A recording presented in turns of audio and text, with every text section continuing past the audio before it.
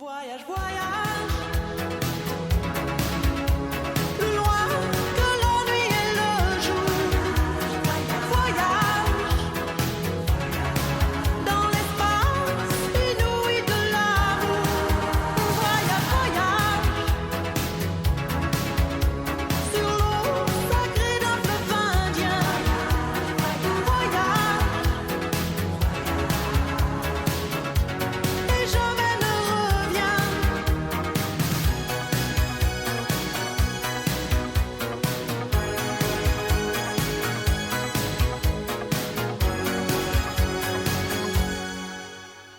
Sur le Gange ou l'Amazone, chez les Blacks, chez les Sikhs, chez les Jaunes. Voyage, voyage, dans tout le royaume. Sur les dunes du Sahara,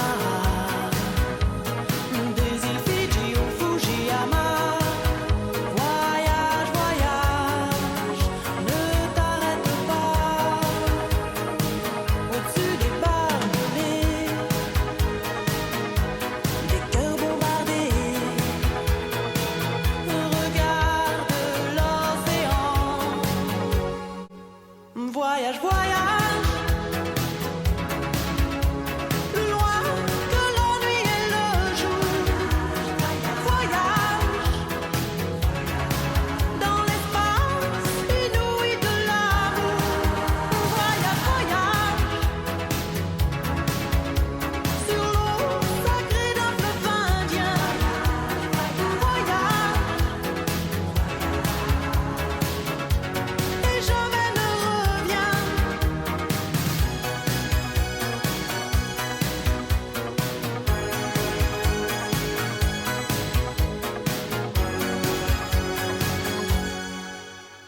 Sur le Gange ou l'Amazone, chez les Blacks, Bonjour de Melbourne, Australie. Comme vous l'avez peut-être vu, j'ai fait mon dernier voyage autour du monde. Et j'ai eu beaucoup de questions. Les gens qui voudraient faire ce genre de voyage, qui m'ont demandé beaucoup de questions. Donc je vais essayer de répondre à plusieurs de vos questions. Moi, ça fait plus de 20 ans que je fais des tours du monde, et souvent qui durent entre 5 mois, 8 mois ou même 2 ans. Le plus long autour du monde, ça avait pris 18 mois. Donc je crois que j'ai un petit peu d'expérience pour vous donner un petit peu de conseils pour ceux qui voudraient bien faire ce genre de voyage. Donc voilà.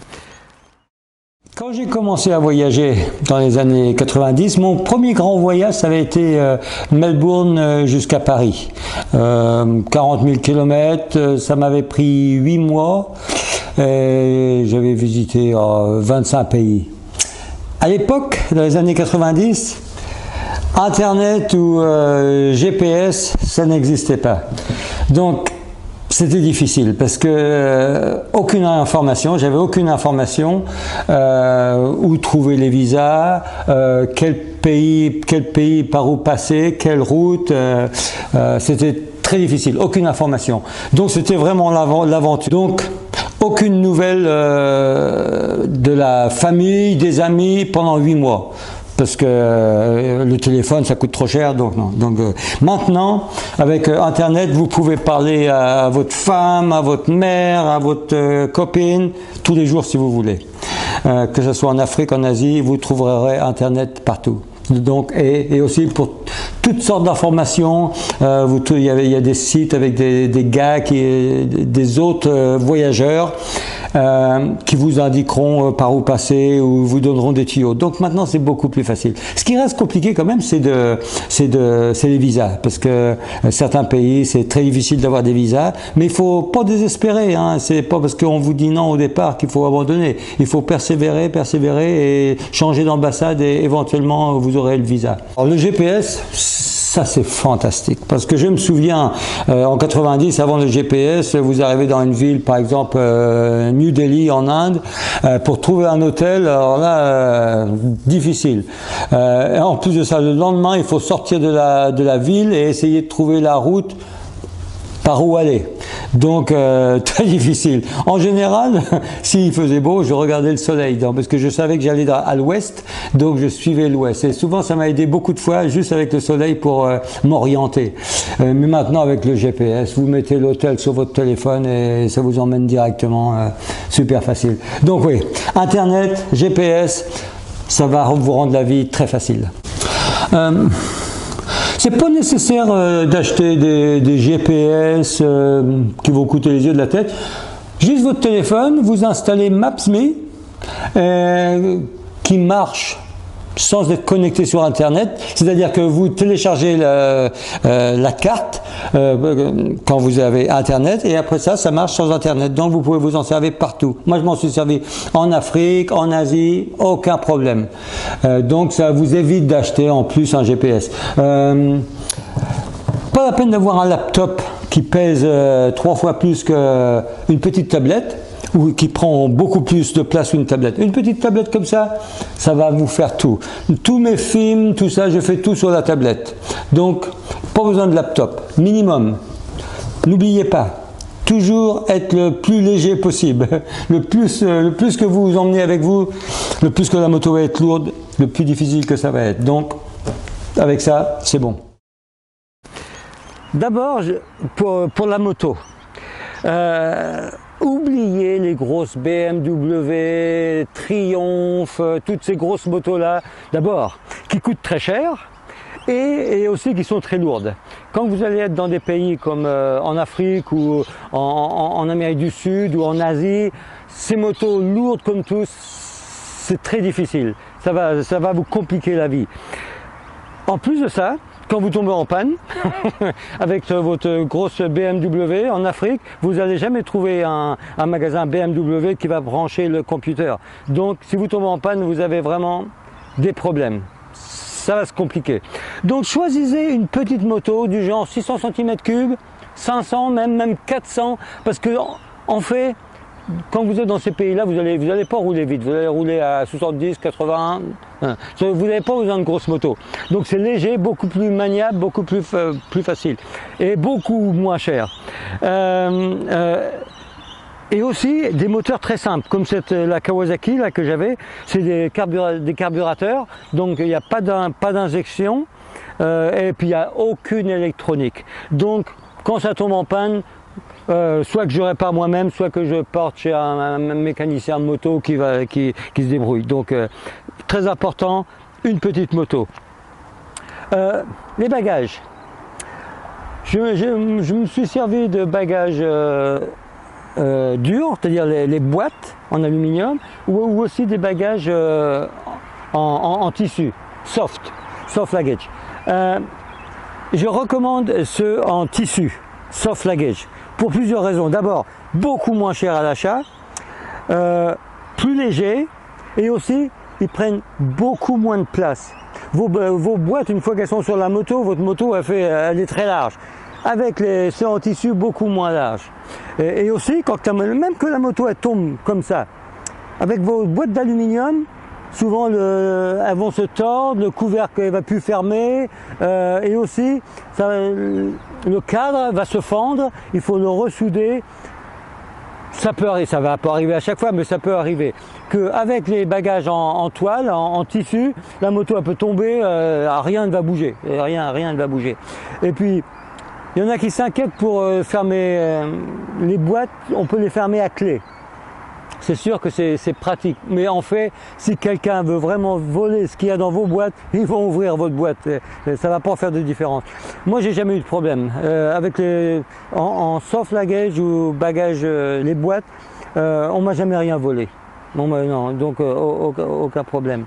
Un truc que je recommande surtout, c'est quelque chose pour couvrir votre moto. C'est-à-dire que quand vous arrêtez le soir à l'hôtel ou n'importe où, vous couvrez votre moto. Ça va empêcher les gamins ou les gens de venir toucher à tous les boutons, n'importe quoi, ou voler les rétroviseurs. Donc, vous couvrez votre moto. Comme ça, ils ne voient rien du tout. Rarement, ils vont soulever pour voir qu'est-ce qu'il y a dessous. Très rare. Donc, vous le couvrez. Impeccable. Les gens me demandent passage des frontières, comment ça se passe? Passage des frontières, c'est toujours compliqué. plus ou moins. Afrique, c'est encore plus compliqué. En Asie, ça va encore. Forcément, le carnet de passage, moi, ça va prendre trop long pour que je vous explique le carnet de passage. Mais il le faut en Afrique, dans certains pays d'Asie, il le faut. Mais par contre, Amérique du Nord ou du Sud, il n'y en a pas besoin. Donc ça facilite. Les frontières, moi, j'arrive toujours de bonne heure le matin. C'est-à-dire à l'ouverture, comme ça j'arrive, je suis frais et j'ai toute la journée pour passer la frontière. Parce que sinon, si vous arrivez tard dans l'après-midi, vous êtes fatigué, vous avez roulé toute la journée, vous êtes fatigué, il fait chaud, et vous voulez passer la frontière vite. Et si vous commencez à vous mettre en colère avec les officiels parce que ça va pas assez vite, tout ça, eux, ils vont vous rendre la vie très difficile. Par contre, si vous êtes le matin, vous êtes de bonne heure, vous blaguez avec eux et tout, ça va se passer super bien. Donc, allez-y le matin, c'est le mieux, c'est le mieux. Et puis une fois que vous avez passé la frontière, vous avez toute la journée pour aller où c'est que vous voulez. Donc beaucoup plus facile. Les gens me disent aussi, faire un voyage comme ça doit coûter énormément. En fin de compte, ça coûte pas si cher que ça. Vous allez dépenser plus d'argent avant de partir, parce qu'avant de partir, il faut acheter la moto, il faut acheter les bagages, tout un casque, il y a beaucoup de frais à faire avant de partir. Mais une fois que vous êtes sur la route, 10 $ pour l'hôtel, hein, en Asie, en Afrique ça coûte pas cher du tout, donc souvent 10, 15 $, la bouffe pareil, 10 $, des fois beaucoup moins, et l'essence on va dire 25 $. Donc ok, en euros, avec 50 € par jour, vous avez largement, 40 €, ça le fait facilement. Donc non, ça coûte pas si cher que ça. Avant de partir, vous allez voir, vous allez dire aux gens, bah oui, je m'en vais au Pakistan. Les gens vont vous dire, oh là là, n'y allez pas, c'est dangereux, vous allez vous faire tuer. N'écoutez jamais ce que vous disent les gens. Avec mon expérience, que ce soit en Afrique, au Nigeria, au Congo, les gens me disaient, oh là là, n'y allez pas, vous allez vous faire tuer. Les gens qui vous disent ça, ils n'y ont pas été. Allez-y vous-même, vous verrez. Moi, je peux vous assurer qu'il ne vous arrivera rien du tout. En général, les gens sont extrêmement sympathiques, sûrement plus sympathiques qu'en Europe ou qu'en Australie. Les gens vont vous aider tout le temps. Donc, n'écoutez pas ce que les gens vous disent, sinon vous allez aller nulle part. Allez-y, faites votre expérience et je suis sûr que vous ne serez jamais déçus. Mais un truc très important, tous les matins vous montez sur votre moto, votre vie est en danger parce que vous n'êtes pas sur des autoroutes en France, hein. Vous êtes dans des pays comme l'Inde par exemple, hein, où c'est que la circulation, il n'y a pas de code de la route, il faut essayer de se débrouiller. Donc un accident peut arriver à n'importe quel temps, et ça ne va pas être votre faute, hein, mais ça peut arriver tout le temps. Donc quand vous êtes sur la moto, n'oubliez jamais, votre vie est en danger. Ça c'est très important. J'en ai vu des accidents, des gens comme ça en moto que leur voyage a été anéanti parce que une petite erreur, une faute, et puis c'est l'accident, des côtes de cassé, un bras de cassé, et le voyage est fini. Donc sur la route, quand vous montez sur votre moto le matin, n'oubliez jamais, votre vie est en danger ou un accident ou quelque chose. Donc toujours faire très très attention. Pour moi, les voyages en moto, c'est fini. Maintenant, je vais penser à la voiture, je pense. Mais en tout cas, moi, je vous souhaite bonne chance. Si vous avez des questions, vous m'envoyez un petit message et puis je ferai de mon mieux pour vous répondre. Allez, salut, bye.